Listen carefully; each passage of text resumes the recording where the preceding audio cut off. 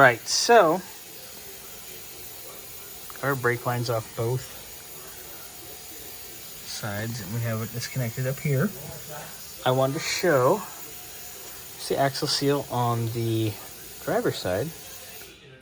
It's pretty clean inside here. There's a little bit of grease. See? Just a little bit of grease.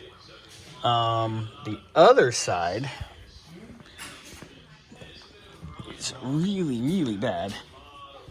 You can see that grease all the way around. That is from this axle seal here, or this axle bearing, excuse me. You can see where it was starting to seep out of the actual seal. So we definitely need axle bearings and seals.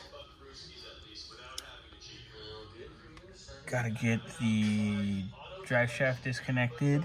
Gotta get the vent tube disconnected. And I gotta get the third member. All right, so I'm getting ready to pull the drive shaft. I noticed whoever tightened the U-bolts last didn't get it too square. It's not the biggest of deals, but it's just a peeve. It bugs me. What can I say? Anyway, so I'm gonna pull the drive shaft, get that out, and then I gotta go up here and undo this bolt right here for the vent. Then, the nuts for the third member.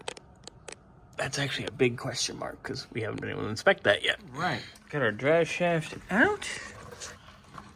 Drain fluid out of the trans.